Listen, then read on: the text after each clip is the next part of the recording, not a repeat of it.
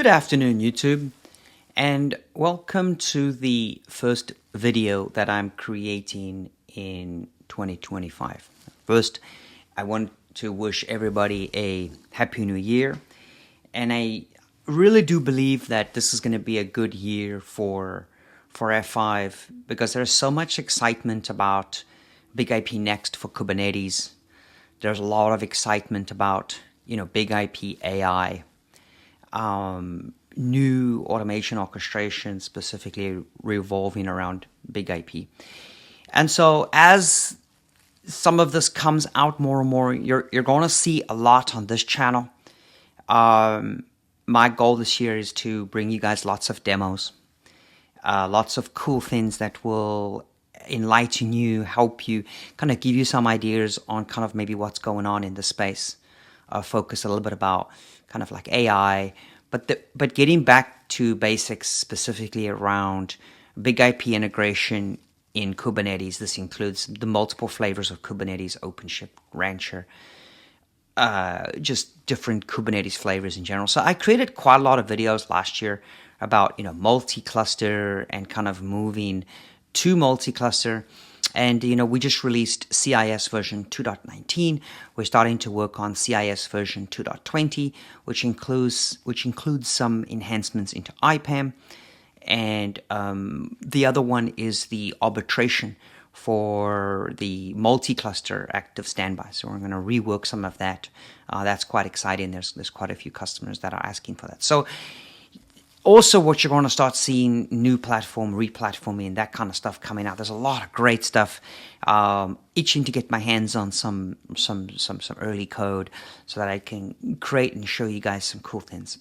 In any case, I've done quite a lot of analysis, and some of the analysis that I'm going to present on is the feedback that I've been receiving from talking to quite a lot of customers over the last couple of months. And so I want to open and start to talk about some concepts here. And again, this is a great area for really the community to come back and really provide feedback in their experiences, specifically around Kubernetes monitoring or practical Kubernetes monitoring with F5 Big IP. Now, you might ask, why are you bringing in F5 Big IP? And I'm going to get into that. And this comes back from talking to over 100 customers. Now, these customers are using F5. But to be honest with you, if you look at your environment, a lot of these environments today have existing Big IPs in front of Kubernetes. Or there is Big IP there in front of OpenShift. So you might want to be able to do some monitoring or some statistical data, because without statistical data, observability is tough. Without observability, you really cannot get to the next level, which is potentially the enhancements of agents and that kind of stuff, which is really ultimately where we want to go. So let's talk a little bit about this discussion and these concepts that I've put together. Now, I really want to go further and deeper into this. And I've had some discussions actually in the last couple of days with a couple of clients and actually looking into their environments. And it's actually quite remarkable as kind of like how they can, kind of like formulate and get back to these concepts. So let's take a look at Kubernetes monitoring challenges. Now, the concept of being able to monitor Kubernetes, well, first of all, there are a lot of ways to pull data outside of Kubernetes, but where do you pull it? Do you pull it at the service layer? Do you pull it at the resource level? Are you pulling it at the node level?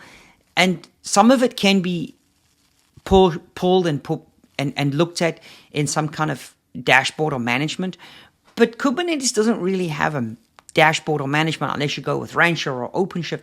Now you're kind of using a third party, or you install additional third parties. But if you don't want to do that, the complexity of monitoring Kubernetes clusters is quite difficult. How do you know if you're doing blue-green or east, kind of like an east-west or AB type deployment? How do you know the throughput? Or how do you know the response times? How do you know if one of your clusters is working better than the other, especially if one cluster is new, one cluster is old? So for example, you might have nodes with 48 cores, but you might build a new node that has 96 cores. How are you going to know the difference? You might see potentially one core handling better than the other, but how would you know, right, without specific monitoring? You might know just because it's practical. So the challenge is in identifying performance bottlenecks. If you want to resolve or practically take a look at your Kubernetes monitoring, these are the topics. So define your monitoring challenges. What complexities do you have in monitoring your clusters? One cluster versus the other, right? If you're rolling out multiple clusters, what's kind of happening within that cluster? Is it the ingress controller? Is it the network stack? Is it the CNI? Is it the pod itself? Or potentially, is it the backend application that you're communicating to? How do you know if you are not monitoring the traffic or the flows or the response times of these applications? Because you cannot just monitor the application itself, because the application itself is within the cluster, but you're traversing that cluster over so many different characteristics or criterias. So the difficulties is ensuring high availability and reliability. I mean, it's absolutely the difficulties of being able to say, okay, I got one cluster. I'm not 100% sure if that cluster is performing the way it should be. But let's say you roll out two different clusters, and like I said, they might have two different hardware based on procurement. And how would you know? Well, the way to be able to see that is to differentiate A versus B. But that's not that easy if you don't have a single entry point where you could actually pull those statistics. It's literally impossible. Sniffing's not going to help you unless there's some software that you're going to procure, but that you're going to procure inside the cluster. You might need to look at it, take a step out and say, well, let me potentially start monitoring outside the cluster. So where's the best place to monitor? Maybe that's the front door. And that's why I'm going to introduce F5 Big IP for Kubernetes monitoring. Right? F5 today, to be honest with you, provides a comprehensive visibility into your application, right? Because it's monitoring of the virtual. It's monitoring concurrent connections, established connections. It's monitoring connection setup and teardown. It's monitoring the amount of flows that you have. It's potentially can monitor the amount of application statistics. You can pull all of these statistics into Grafana. And in fact, with the customer that I spoke to yesterday, that's exactly what they do. They pull all of the virtual statistics. You don't have to pull every single virtual. So for example, if you got 15,000 packets if let's say, for example, you got 15 million packets per second going through a virtual, you might not want to pull every single statistic. But what you can do is you can sample. And so maybe you sample and pull every fifth or 10 or something. So you're filtering the statistics. But what you're doing is you're rendering in the dashboard and you're building a baseline. You're not going to get that if you're not monitoring the virtual for that application. By monitoring the virtual for that application, it's going to then go ahead and monitor every single pool. And a pool is a pod or an ingress controller if you have one tier versus two tier. So for example, you could be monitoring what the node is doing. What's the CNI stack on that node? You might not be able to see that traffic because of the CNI. The CNI could be encapsulated. So for example, if you're using something like a Calico, right? It might be using, or just ovn-kubernetes. It might be using something like Geneva encapsulation from pod to pod or node to pod. You're going to lose visibility there. But you're not going to lose visibility at the big IP for monitoring the virtual. You absolutely will not lose it. You can see exactly what's going on. So leveraging the power of F5 Big IP for Kubernetes health checks is crucial, right? Absolutely. Big IP has a really robust monitoring that can actually give you some really good insights. You can then take that monitoring and provide dashboards based on that monitoring. This is actual monitoring of the application that you could actually be looking for something very specific. Then abstract that monitor into a dashboard and build it over time to actually give you some type of characteristics. If you're seeing server latency, you will see it in the monitor. It will absolutely show you if there's server latency in the health check.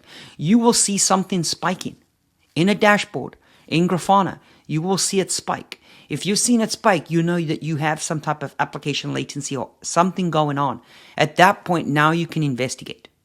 And now you're building some type of real-time insight into proactive issue detection, right? That's what it's about. It's about building a baseline, setting up some triggers, and then being able to real-time and proactively create some issue detection. I think this is where the AI is going to come. This is really where observability is going to come in. This is really what's next. I think it's really important for F5 in being able to provide real-time insights and proactive mitigation. So for example, if one cluster is running really slow, can we bring on another cluster? With multi-cluster in CIS, we can absolutely do that if you've deployed multiple clusters and have CIS monitoring services in both the clusters. So taking a look at some of the things that we can actually monitor. So monitoring Kubernetes services and application. Ultimately, the service is how you get to that. CIS monitors that endpoint. If that endpoint is not up, it's going to remove that node or that pod from the virtual. But what you can do is you can associate a potential health check to that service. Each of those services will then provide potential replicas for all of the applications that you have. So creating monitoring metrics and critical applications like, yeah, sure, we can monitor CPU, memory, and network usage. The big IP will give you the network usage of what's coming in to the big IP for every single one of those virtuals, because the big IP monitors the connection statistics for all of your virtual, which is ultimately an application subset. And then all of those applications break down into the individual aspects. And then you can monitor or pull that through something like Prometheus, and then graphing that using something like Grafana out of Prometheus for CPU and memory of the actual physical pod itself. So now what you have is you have network statistics, what's happening at the application version, and then you have critical application specifics of the CPU, memory, or anything else that's going on in the environment. And then what you do is you track the service performance and response times and latency over time. And so by looking at these dashboards, if you detect any specific spike, you're going to know. If you detect a spike on the virtual, and that spike is based on response time, or for example, if you're monitoring the SNAT, what SNAT is doing is it's basically monitoring the connection setup and teardown. If that thing is spiking, then you've got a massive increase of connections. What's happening is the application closing out connections, and therefore those connections need to get reestablished. Why is that happening? Is there some type of glitch on the network, or is the application just not handling it well? And so you'll be able to see that by tracking service performance, response times, and latency. And this will gain or give you a real good gain of insight into your health for availability of your Kubernetes deployments. These should absolutely be criteria for you to be able to monitor all of your Kubernetes services and apps. But it's not that easy if you're just monitoring all of your services, because services might be different. These services might be different applications. One might be Windows, one might be Linux, one might be GPU. But what is the same is the application. It's the virtual and big IP that is the same across any of these platforms, because it just looks at it as a service. The service is somewhat vanilla to big IP. The health monitor will actually monitor that statistics, but you will get real-time stats, or at least a sampling of real-time stats across all of those services and applications. By doing that, it's going to give you a really good insight into be able to troubleshoot and optimize and do optimization. And I think this is obviously where F5 really needs to help in allowing or providing optimization improvements, identifying bottlenecks, and diagnosing issues with really ease of use.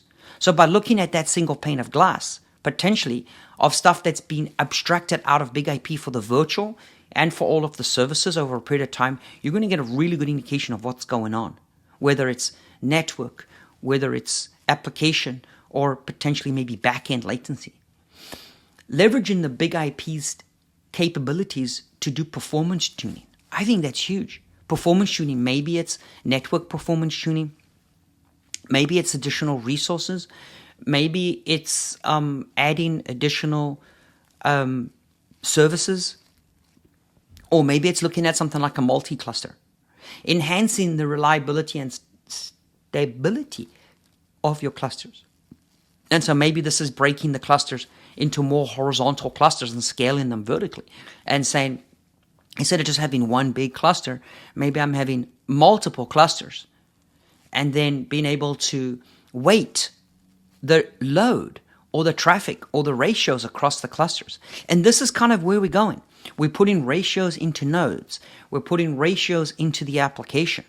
So as you want to ratio your traffic or weight your traffic across the clusters, you can easily be able to do this, because the application workload might be somewhat different, or the performance of the cluster might be somewhat different, right? Getting back to the 48 cores versus the 96 cores between the two different clusters, they are absolutely different. And it's not necessarily based on the application, it's based on the node itself.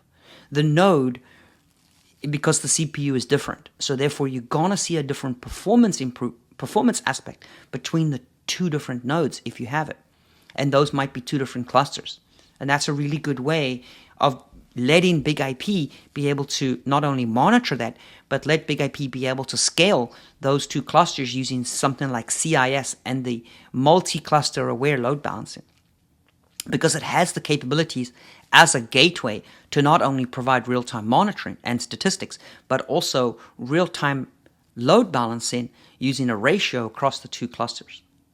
And so that's a really good way, I think, of enhancing the reliability and stability of your clusters by monitoring the Kubernetes services, by using the Big IP to solve Kubernetes monitoring challenges. And so to conclude here, I think that practical monitoring or practical Kubernetes monitoring using or with Big IP really enables and enhances your experience of rolling out Kubernetes clusters.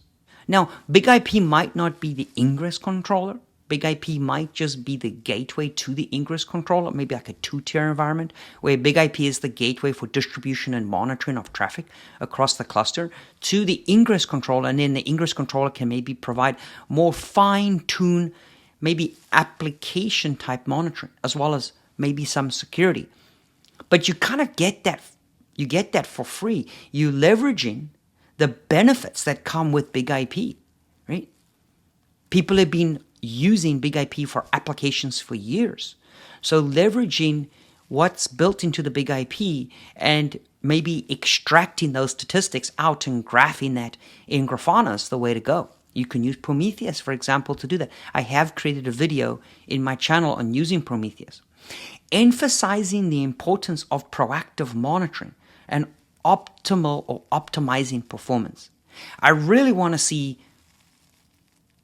observability, and I think observability with Big IP and kind of where that's coming next is huge, and the capabilities of being able to react. But at least as of today, you can do this yourself by emphasizing the importance of at least proactively monitoring and building these dashboards. The tools are there. Prometheus is there. Pull in the statistics is there. Just graph it and pull it into Grafana. Honestly, it'll take a couple of days to actually get something graphed and actually start to pull statistics. You can do this. And then encouraging viewers to explore the Big IP statistics and actually look at the solution with their or your Kubernetes environments. I think that's huge. I looked at some statistic dashboards this week. Unfortunately, I cannot share it. I would love to be able to share it, or I would love to be able to have the individual come and share their statistics. But they are able to emphasize what's going on in their clusters and then go and optimize performance. They have to optimize performance because that's part of their MBOs. Their MBOs is to be able to find breakpoints, chokeholds, issues in the environment and be able to mitigate that. But you cannot even start to mitigate that if you don't have proactive monitoring.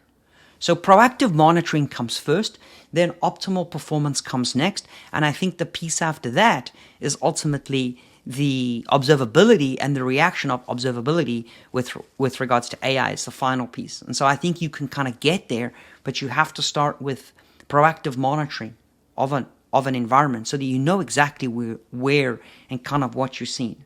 And then absolutely important is to encourage all viewers to actually look at it and then actually be able to demonstrate and kind of show what you're doing. So I really like this concept, and this is why I wanted to share this concept of kind of like what are the practical Kubernetes monitoring using F5. And so I think if you take this away and kind of talk to your teams about, okay, let's go ahead and build a practice around Kubernetes monitoring. And since we already have a big IP, and maybe the big IP is in front of the Kubernetes cluster, maybe we can use that big IP to start monitoring or proactive monitoring of these applications that then we can get to a point where we can optimize performance. I would love to know if you're doing this already today. Please provide some feedback, some comments in the comments here on YouTube. If you're not doing this, I would love to talk to you about potentially maybe a bit of an insight. If you have big IP in your environment today and you're not using big IP for Kubernetes load balancing or for your application load balance, and let's talk a little bit about that, because I think we have some amazing tools that can help. And I think that you're going to see a lot more of these concepts in 2025. So thank you very much. If you like this video, please give it a big thumbs up. I've got a lot more videos to come that talks about the practical perspective of Kubernetes and F5. And so you're going to start seeing some more of that coming out this year. Have a lovely afternoon. And if you need my help, please reach out to me. Thank you very much.